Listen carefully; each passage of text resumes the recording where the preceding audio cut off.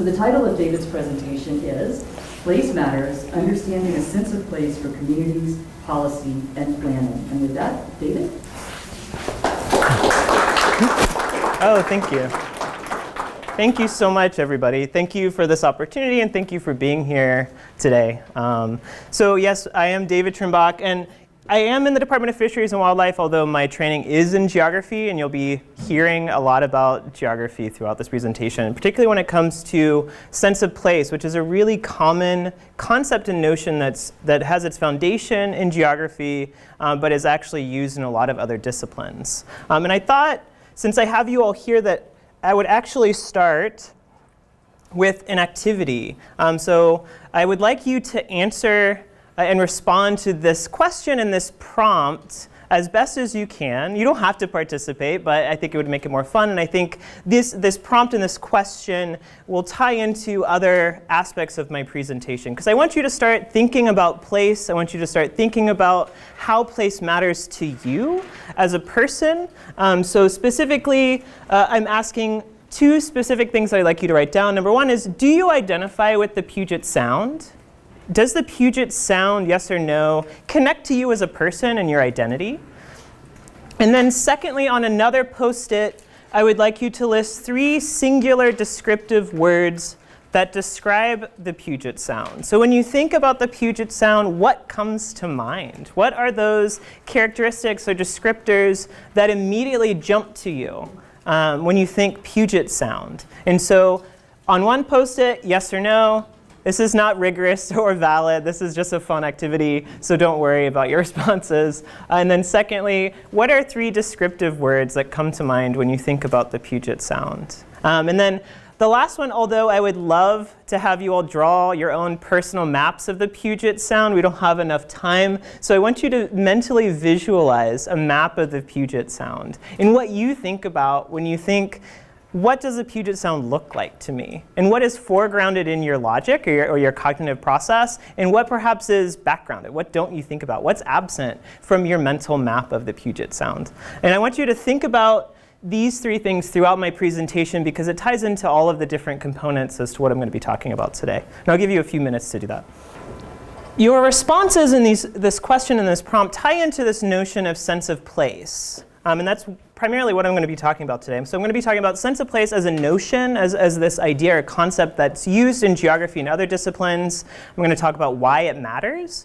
And then I'm going to give some examples from my own research, including my doctoral research that I conducted in Estonia. So you'll be learning, probably unexpectedly, some things about Estonia today. And then I'm going to talk a little bit about how it plays into my current work at the Puget Sound Partnership, which for those of you who are unfamiliar with it, it is a state agency that's regionally focused, and it coordinates ecosystem restoration in the entire Puget Sound region. And so even though I work for Oregon State University, I live and work in the state of Washington. So the Puget Sound is basically my region of field work. So what is sense of place and why does it matter?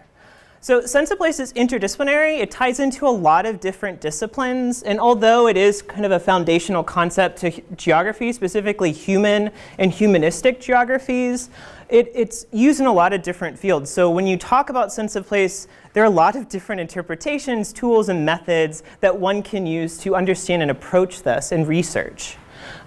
It's often considered multidimensional, so there are multiple parts. There's no one singular sense of place or way of approaching sense of place. There are a lot of different aspects that scholars look at when they're talking about this idea. These are 2 kind of generic definitions that I took from introductory to human geography textbooks. And it should give you an idea. So like, even though these are human geographers, they have different definitions of sense of place in their kind of introductory level work. So the first one looks at sense of place as a set of meanings. So meanings associated with a particular place. And the second definition emphasizes the emotional attachments that people develop in relation to place, in addition to the sense of belonging and shared or collective identity that people associate with place. So all of us can probably imagine, right, as people who live here or work here, we all have a set of meanings attached to this place. Even I do, even though I've been here for a little less than a week. And then we also have different levels of attachment, belonging, and identity associated with where we are. But like anything, how we make academic sense of place is an entirely different matter. So when academics try to really tease apart what this means, it gets a little more complicated, sometimes unnecessarily so. And so there are a lot of different theories and more applied approaches to understanding sense of place. And I'm going to talk a little bit about some key ones that I've looked at or used in my research. When you're talking about sense of place, we often associate this notion with Yi Fu Tuan, who is a renowned humanistic geographer who is a professor emeritus at the University of Wisconsin. And he wrote a lot about sense of place and this notion of topophilia. He didn't create this idea, but he kind of popularized it within scholarship. And topophilia basically refers to one's love of place. So how we love and feel about place, whether we live there or work there or go to school there, we have different senses of feeling and emotion, whether it's positive or negative about a particular location. Doreen Massey, another famous human geographer, kind of looked at sense of place in the 1990s during a time in which globalization was becoming more common. We started talking about it more in both media, but also in scholarship. And she saw sense of place not as something that's closed or fixed, but it's something that's open. It's something that changes over time, and that people actually have more than one sense of place simultaneously at the same time. So you have a sense of place for Bellingham that might be a little bit different from Washington State or the United States or North America or the world, that we have this varied sense of place that kind of impacts how we think about the world around us and interact with the world around us. Jorgensen and Stedman are environmental psychologists, and they did a more quantitative applied approach to sense of place. And so they sought to actually quantify and measure sense of place in a really applied sense. So they actually broke down sense of place as consisting of place attachment. So how do you feel attached to a place? The second one is place dependent. So how are you dependent, or what kind of resources or what kind of things do you get out of being in a particular place? It could be relationships, it could be natural resources, it could be a sense of awe or inspiration or reduction of stress. We gain a lot from being in different places. And then lastly, they also looked at place meanings. Dovey, who's more theoretical, has attempted to integrate more social theory and French philosophy into how we understand sense of place. So he actually integrated or attempted to integrate this notion of habitus, which is what I actually used in a lot of my doctoral research, which conflates habit with habitat. So this idea that your habits and the habitat in which you reside are kind of meshed as a concept. I'm almost done, I promise, with this slide. So we also have Williams, who looked at the various practices or actions that we engage in that shape place, whether it's building a building, building a seawall, or engaged in just your everyday normal activities. What you do actually impacts where you live. And then Masterson, this is a more recent article and one that I'm actually basing my research project in the Puget Sound on, also seeks to measure sense of place based on these different dimensions. So we have place attachment, dependence, identity, and meanings all together. And according to Masterson, this actually influences people's behavior, including when it comes to their propensity to engage in ecosystem restoration projects. So your sense of place may impact your likelihood of caring about the environment, the physical, natural environment, and doing something about it. So some kind of key takeaways. So even though all of those scholars looked at sense of place differently, there are some shared underlying notions or definitions that connect them. And that includes identification, attachment, belonging, meanings, this idea that sense of place isn't always the same for the same person all the time, that our sense of place changes. If you think about living in a neighborhood or a town, it's probably going to change. The Puget Sound is changing dramatically right now, and your sense of place is probably shifting on how you feel about where you live, whether or not you go to Seattle anymore or drive on I-5. Like, these things change how we feel about place. It's also subjective. So one person's sense of place may be entirely different from the sense of place of someone next to them. And that's important. And while there is difference, research shows that you can actually, that these senses of place are themed or patterned, which allows us to measure and analyze them. So some examples as to how different researchers have actually measured or addressed sense of place in research. Researchers have looked at how changing environmental landscapes in Borneo impact sense of place. So if you think about clear cutting in Borneo, that's actually impacting the locals there and how they think about where they live and work. I've looked at sense of place, and I'll talk a little bit more about this, with relation to minority place attachment, meanings, and identity in Estonia. It's also been looked at as something that highlights how climate change impacts farmers' place attachment and their psychological well-being in Australia.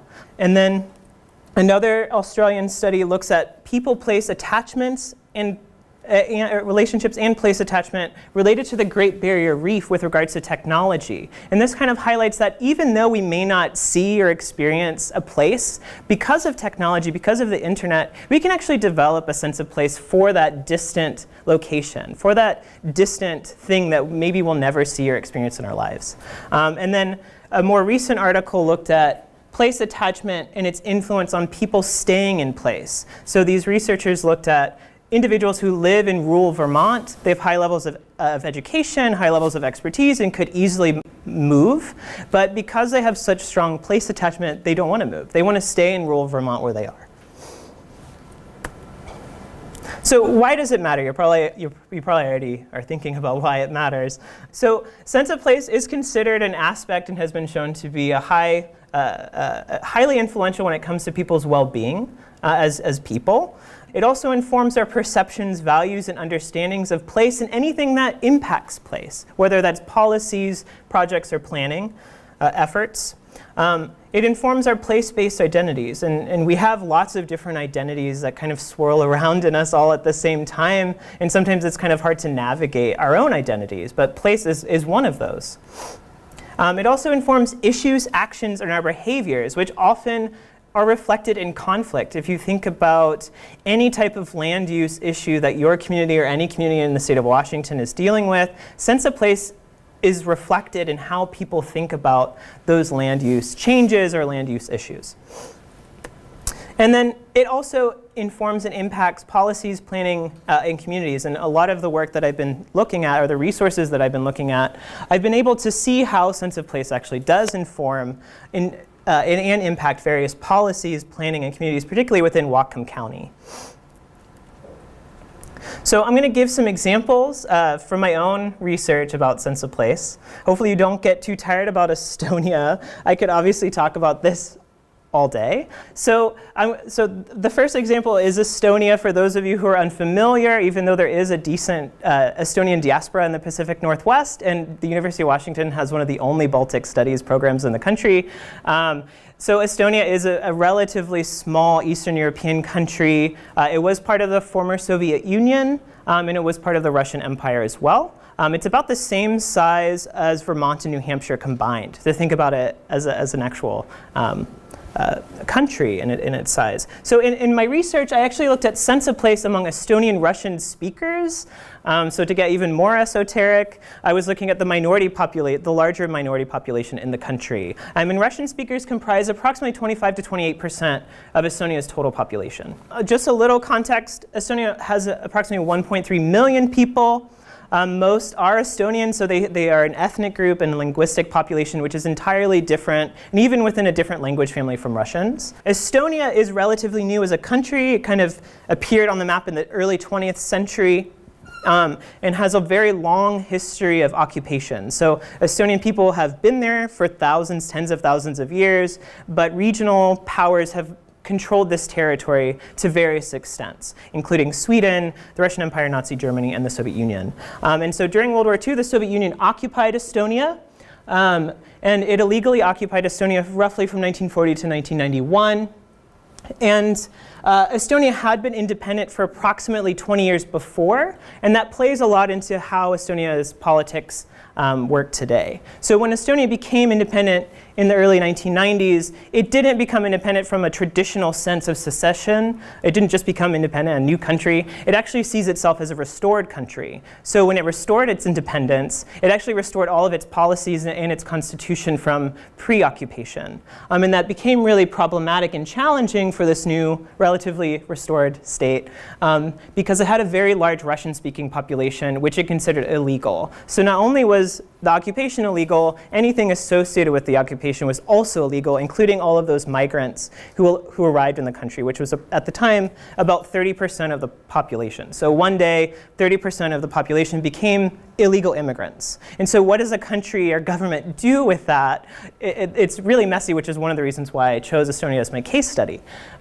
So moving forward, I could obviously talk about this a lot. So there is today, Russians are about 28% of the population, and the place I'm going to be looking at is Narva, which you may have heard about. You may have actually heard about Estonia a little bit because it is more and more in the news, just because Narva shares a lot of, on paper, characteristics that Crimea and eastern Ukraine have. So there's been a lot of debate as to whether or not conflict with the Russian Federation might erupt here. So Narva itself is relatively small in American standards. It's about 60,000 people. It was a site of numerous battles. It was completely destroyed, completely depopulated during World War II. So when the Soviets came, they decided, why not make this a model Soviet city? So they made it, recreated it. It actually is the only place in Estonia with a Lenin statue in a public place in the whole country. And it's also the site of a massive oil shale. So it's a heavily industrialized place which really does impact how people feel about living there. People move there to work in heavy industry, to create energy and to create plastics and other types of chemicals. So when Estonia became independent, the majority of people living in this place realized, why are we here? What is happening? This isn't my country anymore. This isn't, I was born here, my parents were born here, and all of a sudden, this is a different country. And so what happened in the early 90s is that people actually tried to obtain autonomy for their small city, which failed. It was successful at the local level, but was considered unconstitutional by the Estonian state. And so since then, it's kind of been seen and is perceived in policy and among people in Estonia as a regionally isolated place. Reading a lot of policy documents about this place, it's actually referred to as the Estonian Detroit. So they even have co-opted this notion that, in the United States, Detroit is associated with specific things. In Estonia, they actually use that term to describe this region of the country. And it's also economically depressed, high levels of statelessness still, and then high levels of social problems. So high crime, high alcoholism, high drug use. It's a really interesting place to study. So a lot in the media, a lot of news articles in the media, a lot of policy reports since 2014 started to talk about Narva more and more. Even our government started to talk more about Narva. We actually have troops there. I don't know if any of you know that, but we actually have, I think, about 200 troops stationed outside of Narva on a NATO base. And so after the annexation of Crimea, people started to think, is this next? Is this the next place where there's going to be a conflict? Estonia is part of NATO, it's part of the EU. That would be really different from a conflict in Ukraine, which wasn't part of NATO and wasn't part of the EU. And so we kind of see two different streams of dialogue here, discourse. One is that Russia is very nervous or concerned about Russians in Estonia. And that really raised a lot of red flags here in the United States. And then you also have media kind of having a kind of alternative perspective, which was, are these minorities a fifth column? Are these people going to create instability and conflict here? So you kind of saw this back and forth dialogue, and I was really curious as to, what do people think on the ground? And so when it comes to sense of place, I was looking at how do Narva's actual Russian speakers how do they understand place and identity? Because the media and policy is saying a lot of different things, and I was really curious as to what those people on the ground thought themselves. And so I was really curious about place meanings and place-based identity. And then some examples of questions that I looked at were, do Narva's Russian speakers identify more with Russia or Estonia? And how may that play out if Russia did invade and try to annex this region? And then I was also really curious about this notion of homeland. In Russian language, homeland is a kind of a emotional term. There's a lot of research in geography around this idea of homeland or rodina. And so I was really interested in how do these people feel about this notion of homeland? Where is their homeland if they live in this kind of ambiguous space? And so I actually studied in Estonia at 3 different times, and I'm currently replicating this survey that I did in 2013 now. So I'm really interested to see if there is any change when it comes to sense of place among this population.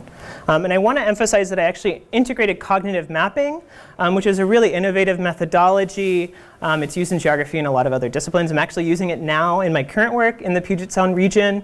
It's done in a lot of different ways. I actually did map drawing, so I actually had people draw maps of what they considered their homeland. I had them describe what they meant by their mental maps. It's also used in a lot of other ways, like free listing. So listing descriptive terms is another technique that's used. So you solicit or ask a question, and you ask for like kind of a rapid response related to a prompt. And I'm actually using this method to understand how local watershed organizations and state environmental planners, how they think about and integrate social science and human well-being into their decision-making processes. So it can be used in a lot of different ways. And I'll actually show you some maps that some people drew in a moment. So what is the sense of place among Narva's Russian speakers? So I asked the question, is Narva unique? It's talked about a lot in the media. It's often derided as this kind of Estonian Detroit. But do they see it as a distinct or unique place? And the majority said yes. When I asked about what this place means, what do they think about when it comes to their hometown? There were some common responses, and that included this emphasis on being on the border, and it is. You can literally see Russia from Narva. I could literally see Russia from my house. I don't know if that joke is still relevant, but I could. Another thing that came up was natural environment. And even though this is the most environmentally degraded region in the country, if not in the EU, people still emphasize the importance of the environment. They still see it as, naturally rich. In a lot of ways it is, and in most ways it's not. So that was really interesting finding. And then the third most common meaning was this idea of Russianness. Even though we're in Estonia and we're in Europe, we see ourselves more as being different. We're Russian. There's a Russianness to this place that is different from elsewhere. And when it came to identity, which I had never seen in any peer-reviewed research, was that most people actually emphasize Narva or city as the primary means in which they base their place-based identity. So not Estonia, even though it does play a role, and not necessarily Russia, which was actually the least important. Narva was first. And that was a really fascinating finding for me that was really curious about how do people identify when they're in this kind of context and situation. And these are 2 excerpts from interviews, and I just want to emphasize that this individual, they're both Narva residents, and this person says, when it comes to Narva, we're Russian, but Europe or something like this, Russian, European, something in between. It's like an island in Estonia. And you hear this a lot, you would hear this a lot anecdotally. If people left the town boundary, they would say they were going to Estonia. Even though they were in Estonia, they were going to the next town over, but in their minds, it was a completely different place. And this was also reflected in the second interview in which this person said this is a strange city which is mentally stuck between the Soviet Union and the European Union. Somewhat an independent part because people are still thinking about Russia while living also in Estonia. And so you see Narvans think they're in some special middle point between 2 countries.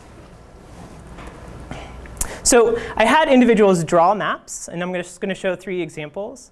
So this was an individual that drew a map, like a globe, and then they actually wrote Narva as their homeland. And this is one, it's like a cute heart, and it says Estonia in Russian. And then I really like this one. I'm not sure what it says exactly, but it highlights a lot of things that are happening in the world. So you have NATO being this anvil, Estonia is on top with this snake wrapped around it, and then Russia is this hammer. And I actually received, because being an American in Estonia, in a Russian-speaking place where Russian media is pervasive, I actually got a lot of interesting feedback doing research there, including things like this. So some implications for policy. And I've actually written quite a few policy papers on this topic. And I actually have, prior to the current administration, my work was actually solicited by the Department of State, which is a really interesting email to receive as a student when it comes to your dissertation. So some implications when it comes to sense of place. Russian speakers are not monolithic. They're not a singular group or block that thinks the same and acts the same, including when it comes to sense of place. So oftentimes, even now in the media in the United States, this population in this country is often conflated or talked about in the same way as Russians are in Ukraine. And they're not. They see themselves as different, even from Russians that live elsewhere in Estonia. Narva's Russian speakers also consider Narva unique and share some place meanings, like this sense of we're in this in-between place. You know, we're not Europe, we're not Russia, we're kind of different. And then Narva's Russian speakers have a very strong identification and attachment to their hometown. So any policies, including the introduction of foreign troops in close proximity to a location, may actually influence how people react. They feel very strongly about their location, about their hometown. So any major shift, major policy shift, may influence how they react. So that's all I'm going to talk about Estonia, I swear. So I'm going to move on to the Puget Sound. And I'm currently looking at sense of place among other factors within this region. And all of my work is being done in very closely with the Puget Sound Partnership, which I'll describe in just a moment. So Puget Sound, there's actually two different, this is actually debatable. So it's often called the second largest estuary, but some, especially more local researchers, call it the largest estuary by volume. So there are different ways that you can interpret that. It includes the Salish Sea, which we're actually working on a project with CDOC Society on measuring whether or not people know what the Salish Sea is. Do people know what the Salish Sea is when I say that? Maybe people in this room, but maybe not elsewhere. I've actually met lifelong Washingtonians who had never heard that term before. So we're actually going to be doing a survey, I believe, in the fall to gauge whether or not people know what that is and whether or not that actually is influencing people's identity. The Puget Sound, as we all know, is socially and environmentally or naturally diverse and rich. It's an amazing place to study in both biophysical sciences and social sciences. 2/3 of Washingtonians now reside in the Puget Sound region, and we are all experiencing this growing pressures, which influences infrastructure, the housing market, in addition to the environment. And so one of the questions that we continue to think about at Oregon State within my lab, but also at the Puget Sound Partnership, is what do these changes and variations mean for sense of place? Do these new residents have a similar sense of place to the Puget Sound that those who have been here a long time have? And does that influence their behavior? Does that influence their likelihood to care about ecosystem restoration or even orca? So that's one of the questions that we continue to think about. And we're actually soliciting, and I'll talk about this in a little bit, responses to a region-wide survey on this. So all of my work is being done in partnership with the Puget Sound Partnership. Are we familiar to a certain extent on the Puget Sound Partnership? Maybe you've heard of it or seen it in the news. So this is a Washington State public agency, so it is a government agency. And it was created by statute in 2007. And so it's relatively new. And it's unique as a public agency in that it's regional in focus. It's not looking at the whole state. It's only looking at the Puget Sound and its various watersheds around the Puget Sound. It is not a regulatory agency. It doesn't make any regulations whatsoever. It is more of a coordinating body. So it coordinates ecosystem restoration in the region. And so it works with a lot of different local groups at county and city levels. It is science-driven, so science plays a huge role in what it does at all levels. So it's kind of unique as a public agency in that it has what is called, in my mind, it's kind of like this ivory tower science panel kind of thing that operates and makes science decisions. And it also has a social science advisory council, which I'm on, which provides more social science integration to how they make decisions. And one of the ways in which sense of place is integrated into the Puget Sound Partnership's work is with what are known as the Puget Sound vital signs. Maybe you've seen this wheel, maybe not. It might be more familiar to some than others. So this this also stems from Washington statute. So the Puget Sound Partnership is tasked with measuring and monitoring ecosystem health in both biophysical, which is this portion of the wheel. So these are biophysical, so natural kind of science metrics to measure ecosystem health. And these include things like shoreline armoring, eelgrass, land cover and development. So these are all primarily measured via a lot of different more natural science metrics and approaches. And then a more recent development, so this started in 2009, but it was adopted in around 2014, 2015, and these are the human well-being indicators. So these are aspects of ecosystem health that all relate to people. And these vary from sound stewardship, so are people engaged in stewardship practices to help the health of the Puget Sound?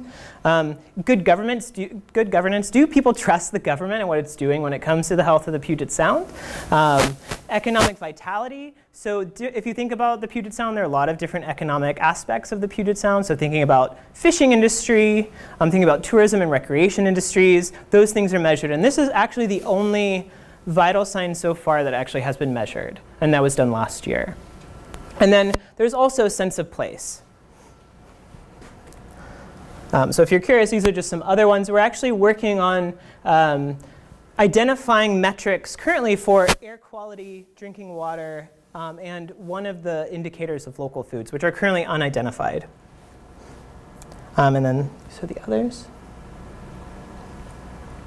So there actually has been some sense of place research in the Puget Sound, and I'm just going to highlight three. All of these individuals I know, so it feels kind of strange talking about their work, but Melissa Poe actually did a research project. She's with Washington Sea Grant, and she looked at the relationship between sense of place in shellfish harvesting among indigenous communities in the Puget Sound region. So how do these two things intersect? Does shellfish harvesting and this action related to the Puget Sound influence one's sense of place?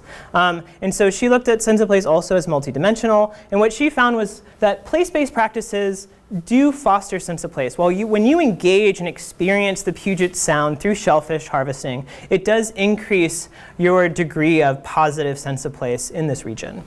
And I really liked this excerpt from her article, which was, strong place attachment is important not only for human well-being, but also motivates ecosystem stewardship. So when you engage physically and in action with the Puget Sound, it also increases your likelihood to also want to clean up the Puget Sound, to do something active related to restoration. This is Jamie Donatuto, who's with the Swinomish Indian tribal community, and she actually developed a really innovative series of indicators known as the Indigenous Health indicators, which are currently being replicated elsewhere. And she also integrated sense of place also as an action, so people engaging in traditional resource-based activities, and how that reminds and connects people to their past and to their identities when they engage in those activities. And then lastly, Sarah Breslow, she didn't necessarily look at sense of place specifically. She looked at salmon recovery in the Skagit Valley. This is a really terrific article. This stems from her dissertation. And she found that divergent senses of place among other relational factors influence restoration conflicts. So different people who are involved in restoration, if they have different senses of place, that may lead to conflict. So if you think about all of the different individuals or groups who are involved in restoration, whether they're agriculture, whether they're with the port, whether they're local community environmental groups, all of those groups may have different senses of place, and that kind of manifests through conflict in various ways. This work is also being done by my supervisor, Dr. Kelly Biedenweg at Oregon State University, and she's been spearheading the integration and measurement of sense of place at the Puget Sound Partnership.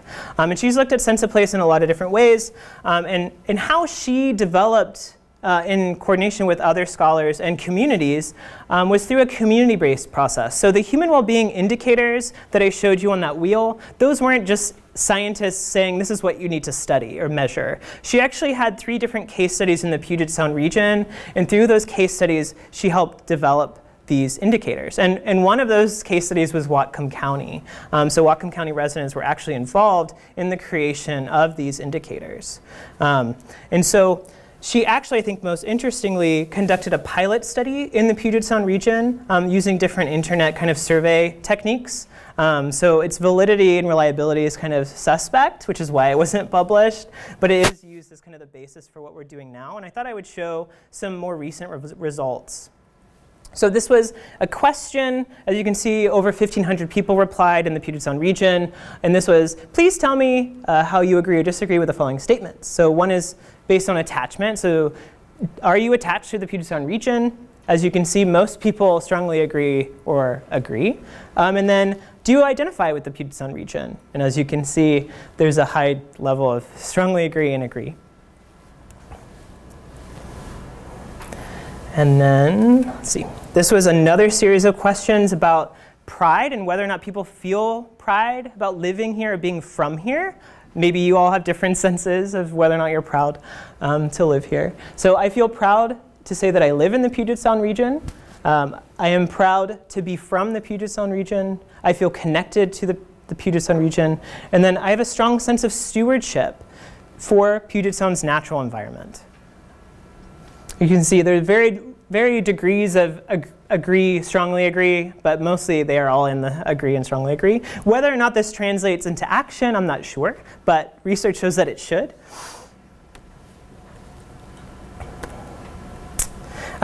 So all of this work, specifically the work by Dr. Budenwig, was integrated in how the partnership actually identifies sense of place. And this is how they talk about what they mean as a public agency trying to measure the senses of place among all Puget Sound residents. So they have this emphasis on how, or to the extent of which people identify with and feel positively attached to a specific place, that place being the Puget Sound. And then they highlight that research shows that strong sense of place contributes not only to well-being, but one's likelihood or desire to protect the natural environment. So we see this very strong connection among various research that's been integrated into this agency. This is how it's actually quantified, if you think about it this way. So we have two different indices. One is the sense of place index, which I'm going to be using in my research, which will focus on shoreline armoring and sense of place. And then we also have this psychological well-being. So this idea that sense of place is related to inspiration, and you probably experience this when you go hiking, this idea of inspiration or awe that you get from being in nature, in addition to stress reduction, because being in nature actually shows to be a stress reducer for most people. So maybe one of you, I'm not sure the likelihood here, probability, but there is a human well-being survey out right now. 9,000 surveys were sent out in the Puget Sound region. Is there anyone in the room that has received? Maybe not. So these were sent out already, and they're currently coming in. I think right now we're over 2,000 surveys. So these are in paper, and these are electronic surveys. And they're asking different questions, including related to sense of place. And all of this information is going to be analyzed, hopefully by September, which will then be shared with the public. So this is just some examples of the questions. So attachment again. We see connection, being proud, right? And so this brings me to my current research project, which I'm actually in the beginning stages of. So I'm looking at the relationship between sense of place and shoreline armoring, which maybe seems kind of obscure. Shoreline armoring is one of the biophysical metrics that the partnership is currently measuring, and there's a lot of biophysical research or natural science research related to what shoreline armoring does. So shoreline armoring meaning those different infrastructures that you see along the shoreline, like a seawall or large rocks known as riprap, or other types of techniques that are used, bulwarks, and what that does to the natural environment. And it has huge impacts on the natural environment, specifically the marine food system or food web.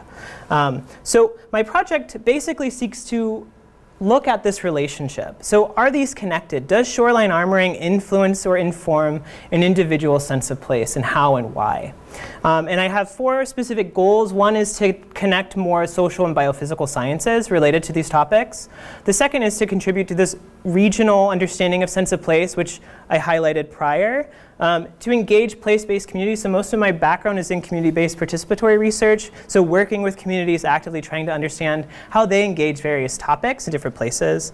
And then identifying these connections between very different vital signs to highlight that these are connected. Because although we're measuring all of these, no one is measuring them together and how they relate to each other. And so this will actually be the first project that does that. So why shoreline armoring? So shoreline armoring is really interesting, and it kind of came to me while doing a lot of work at the Puget Sound Partnership. I was working with a public agency team who was working on better understanding shoreline armoring in the Puget Sound region and what is it doing to salmon and to orca and to communities. Because our shoreline is changing. The shorelines change, right? People live on them, so they're going to change. They're going to change naturally anyway, too. So there has been quite a bit of research locally on this topic. And shoreline armoring comes in a lot of different shapes and sizes. We have what people are traditionally used to, which are these various gray or hard shoreline armoring techniques. So the building of an actual physical structure, often made of cement or something else along the shoreline, right? We see this every day. And more research shows that when it comes to ecosystem and habitat protection or restoration, we need more what are known as living shorelines or more softer or greener techniques. So trying to restore the shoreline to the best degree that we can, that kind of mimics what a natural habitat would look like. And there are a lot of ways of doing that. I'm not going to talk about all of these, but this is just some recent last year research done by the Puget Sound Partnership and its various public agency partners around what shoreline armoring looks like right now in the region. So if the goal of this metric is to see and reduce shoreline armoring, is it actually happening through various state and local measures? And so I thought I would share just a few. So this is from 2011 and 2016, and this is new permits for shoreline armoring. And as you can see, it spatially varies in the region. So Pierce County, Skagit, Mason have seen the highest increases, or have had the highest share percentage-wise of new permits to install shoreline armoring within that time frame. And as you can see from this, the vast majority of shoreline armoring is single-family residences. And that's because of a legal loophole that allows single-family residences to receive permits as opposed to other types of projects. And it's a long-standing issue of contention among policymakers and environmentalists in the whole Puget Sound region. So also a large portion is government, but most permits received by local governments and the state of ecology, or the Department of Ecology, are single-family residences. This is kind of how I visualize my project. This is my conceptual model. Working with individuals from environmental psychology, they kind of think and visualize everything they do this way, which I'm not accustomed to. But I modified the Masterson piece that I showed earlier, and I aim to look at these relationships between place attachment, which includes dependence, identity, belonging, with place meanings, and how those things intersect and inform one another. And then additionally, how that is reflected and could potentially be measured in people's experience and actions with place. And then lastly, I have shoreline armoring. And so I'm looking at shoreline armoring because it is actually really hard to measure, and the state has a really hard time as to determining whether or not permits are the same as actual installation, which is really complicated. So even though you may be getting a lot of requests to install armor, they may actually not be installing them. And a lot of people actually install shoreline armoring illegally, and there's no real regulation or penalty to a large extent to control that. And so I'm looking at shoreline armoring presence, type, use, benefit, impacts, and whether or not it's being installed or removed on a massive scale. And I'm going to be looking at 4 different case studies, one being Whatcom County.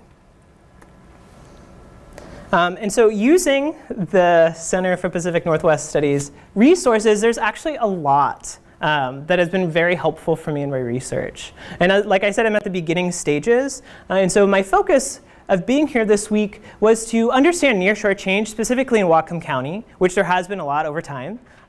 If you think about the presence of the railroad all along the shoreline and what it has probably done to the nearshore habitat-wise, it's been probably profound, right? So it used to be very different prior to that.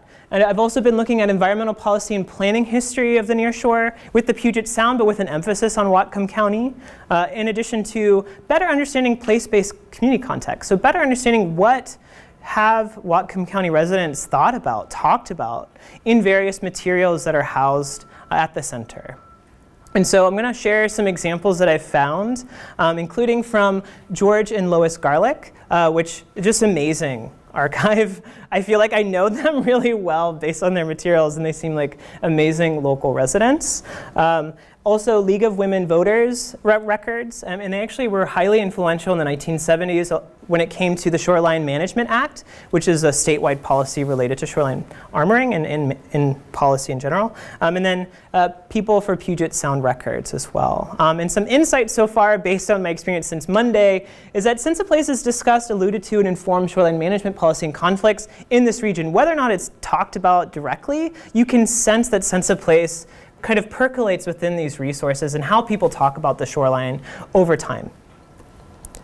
So some examples, I really liked this image of the Institute for Freshwater Studies, which used to be housed here at Western Washington University. And in the 1970s, they were tasked, after the Shoreline Management Act was passed in 1971-72, with doing a whole survey of the entire shoreline of Whatcom County, like piece by piece, like handwritten paper all the way up the shoreline. It's incredible. And this was an actual, this was the results and findings of that.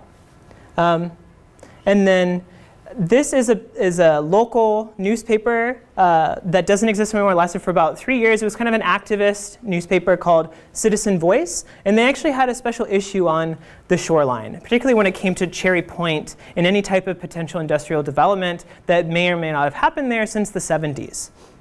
And since I'm looking at sense of place in Whatcom County, I actually found 3 different surveys that have been done in the past of Whatcom County residents or state residents related to shoreline perceptions, which was really informative for me because this wouldn't be easy to find in any type of academic scholarly database. This is like an actual planning document that people conducted here. So this was a survey done by Whatcom County Planning Commission in 1970 related to the shoreline. And maybe think about what you think about the shoreline and maybe see where you fit on this.